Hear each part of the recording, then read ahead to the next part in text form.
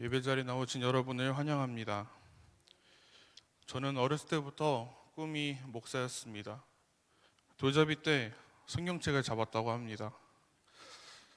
그래서 저는 어렸을 때부터 이제 목사가 되기 위해서 목사의 꿈을 갖고 자라나면서 목사로서 성경을 많이 아는 것도 중요하지만 목사니까, 목사가 될 거니까 성경 말씀을 잘 지키면서 살아가는 것이 더 중요하다라고 생각하면서 자랐습니다. 그래서 어린 저에게 성경 속 모든 말씀이 귀하지만 당시에는 십계명이 가장 근본적으로 지켜야 되는 말씀으로 저에게 다가왔습니다. 여러분은 십계명 중에 5번째 계명이 혹시 뭔지 아십니까? 대답을 잘하시네요. 내 부모를 공경하라. 부모를 존재 자체로 존중하고 삶의 자리에서 무게 있게 대하는 것. 또 이것이 하나님을 향한 우리의 신앙과 마음으로 이어진다는 생각으로, 믿음으로 저는 이 말씀을 지키면서 살았습니다. 그래서 어린 저는 이러한 마음으로 부모님께 물었습니다. 아이스크림 하나 더 먹어도 돼? 근데 이런 저의 질문 앞에 부모님은 대답을 하지 않고 침묵을 지켰습니다. 시간이 계속되자 먹지 말라는 말이구나 하고 저는 깨달았습니다. 조금 더 커서 이제 중학생이 되었는데요. 이제 중학교 때 학교 끝나고 이제 친구들이랑 놀기 위해서 부모님께 전화를 드렸습니다. 학교 이제 끝났는데 친구들과 놀다가 집에 가도 되는지 전화로 물어봤는데 수화기 너머로 아무런 말도 들리지 않습니다. 놀다 오지 말라는 거구나 하고 이제 잔뜩 삐져서 알겠어 갈게 라고 하려는 그 순간에 재밌게 놀다 와 하는 부모님의 대답을 들었습니다. 5년 전 이맘때 우리 교회 전도사 면접을 봤었습니다. 당일 후에 결과를 알려주시겠다고 하셨는데 답장이 오지 않습니다. 부모님이 아직 연락 안 왔냐 한번 연락해보라고 했는데 그래도 연락이 오지 않았습니다. 뭐가 문제였을까? 자기소개서도 다시 한번 봐보고 다른 교회를 알아봐야 되나? 아니면 떠나기로 했던 교회에 남겠다고 빌어야 하나? 참 고민이 많았었는데 연락이 늦어지면 늦어질수록 떨어졌구나, 안 됐구나 라는 생각으로 지냈던 시간이었습니다. 저희 개인적인 경험들을 돌이켜보면 한 가지 공통점이 있습니다. 그것은 바로 기다리다가 제가 먼저 결론을 내렸다는 점입니다. 이미 혼자서 안 되는 거구나, 실패했구나, 틀렸구나 이렇게 생각을 했었습니다. 아마 여러분에게도 비슷한 경험이 있으실 겁니다. 이스라엘 백성들도 이런 경험을 했었습니다. 구약의 이스라엘 백성들은 수백 년 동안 메시아를 기다렸습니다. 하지만 하나님의 약속과 달리 일찍 그 예언은 성취되지 않았습니다. 그래서 사람들은 묻습니다. 정말 메시아가 이 땅에 오시는지, 메시아는 언제 오시는지 사람들은 묻고 또 궁금해했습니다. 오늘날 성탄을 기념하는 우리는 하나님이 늦지 않으셨고 또 침묵 속에서도 약속을 잊지 않으시고 이 땅에 우리를 위해 메시아를 보냈다는 사실을 알고 있습니다. 오늘 본문 속에서 잘 기다리지 못하는 모습을 또 한 번 볼 수 있는데요.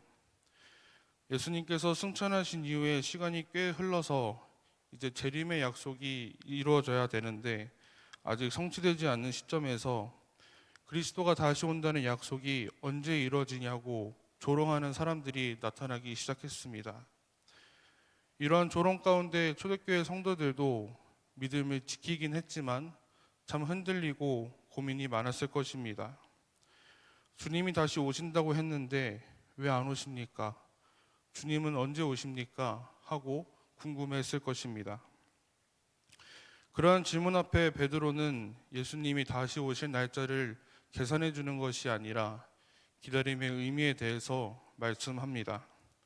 9절의 말씀입니다. 우리 함께 읽겠습니다.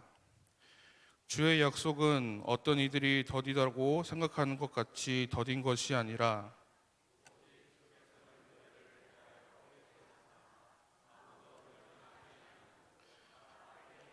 이르기를 원하시느니라.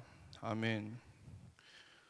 우리는 기다림이 길어지면 쉽게 실패와 거절로 단정합니다.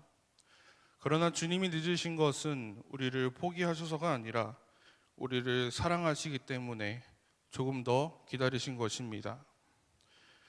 그래서 오늘 본문을 보면 우리가 하나님을 기다리는 것은 하나님이 우리를 기다리기 때문입니다.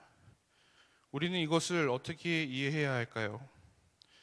이 기다림을 대림절이라는 시간 속에서 다시 바라보게 됩니다. 대림절은 예수님이 오시는 것을 기다리는 절기입니다. 그러나 단순히 과거의 성탄을 추억하는 시간이 아닙니다. 이미 오신 예수님을 기억하면서 다시 오실 예수님을 기다리는 두 방향의 기다림입니다. 그래서 대림절의 기다림은 막연히 성탄절을 기다리는 것이 아니라 이미 성취된 초림의 약속 위에서 다시 우리를 위해 남아있는 재림의 약속을 기다리는 시간이 바로 대림절입니다.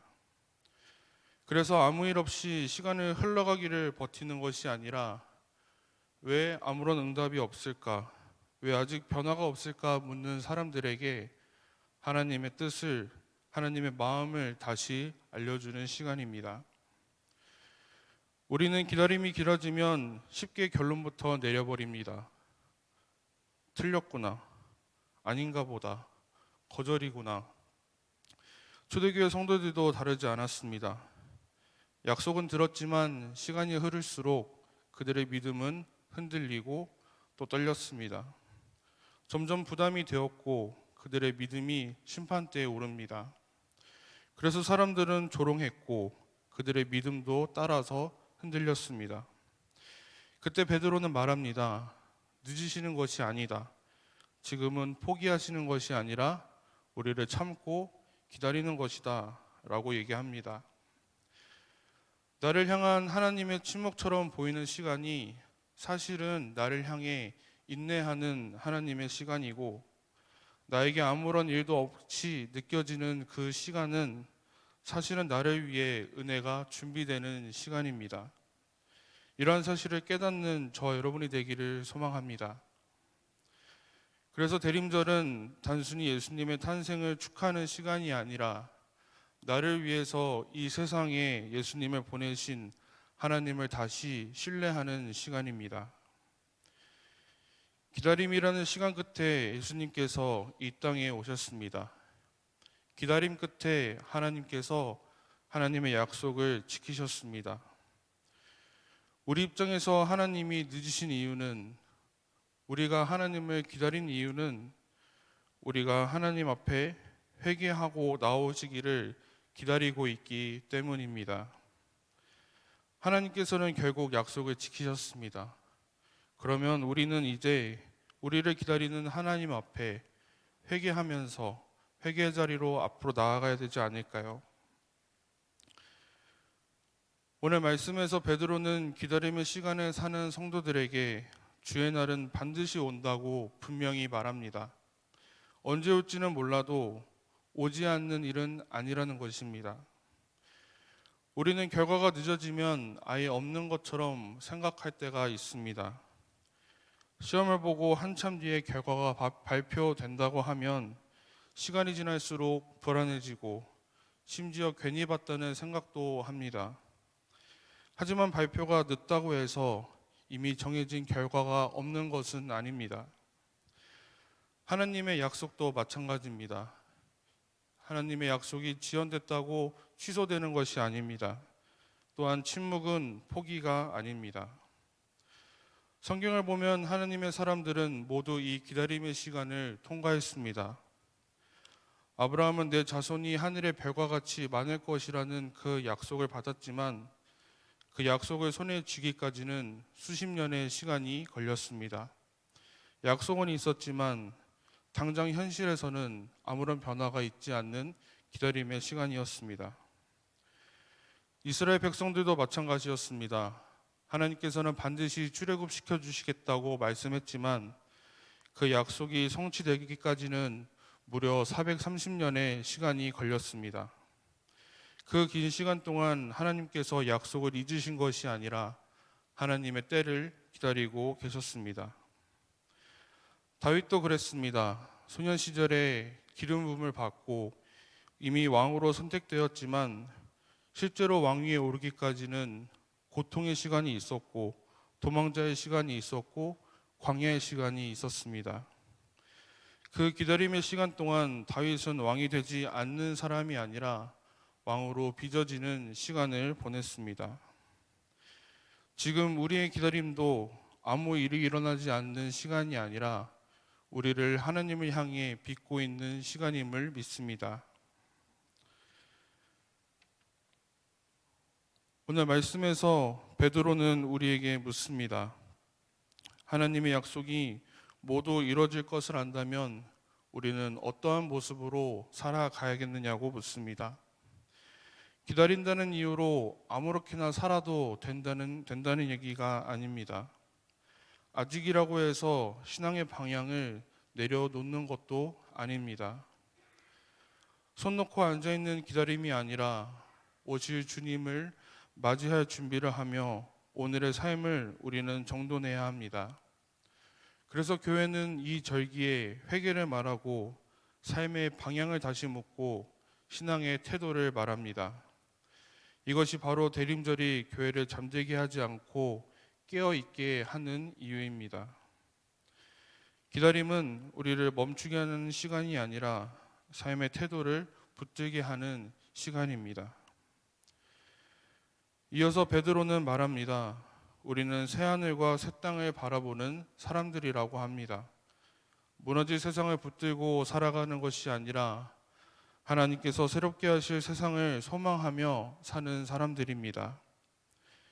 이 말은 현실을 무시하고 살아가라는 말도 아니고 오히려 현실 속에서 다른 기준으로 선택하며 살아가는 사람들을 말합니다. 그래서 우리는 때로 손해를 보면서도 정직을 선택합니다.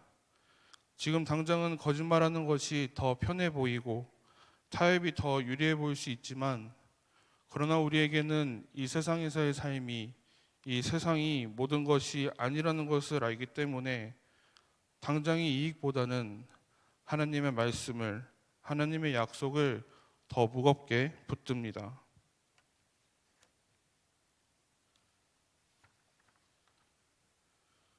그래서 우리는 당장 결과가 없어 보여도 신앙의 자리를 쉽게 떠나가지 못합니다.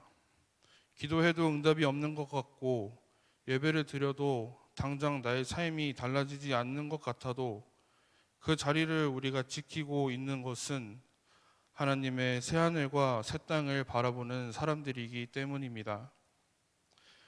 만약 이 세상이 전부라면 굳이 기다릴 이유도 없고 굳이 인내할 여유도 없을 것입니다. 그러나 하나님께서 완성하실 세상을 바라보는 사람들이기에 지금의 삶을 소망 가운데 살아갑니다. 때로는 우리가 뒤처지는 것 같이 보이고 느껴질지라도 우리는 하나님의 완성하실 끝을 기대하며 살아갑니다. 그래서 우리의 기다림은 체념이 아니라 믿음이고 포기가 아니라 소망입니다. 베드로는 오늘 말씀에서 마지막으로 이렇게 권면합니다. 주 앞에서 점도 없고 흠도 없이 평강 가운데서 주 앞에 서기를 힘쓰라. 이 말은 하나님 앞에서 완벽히 있어야 된다는 말이 아닙니다. 실수가 있어도 괜찮습니다. 오히려 방향을 묻는 말씀입니다.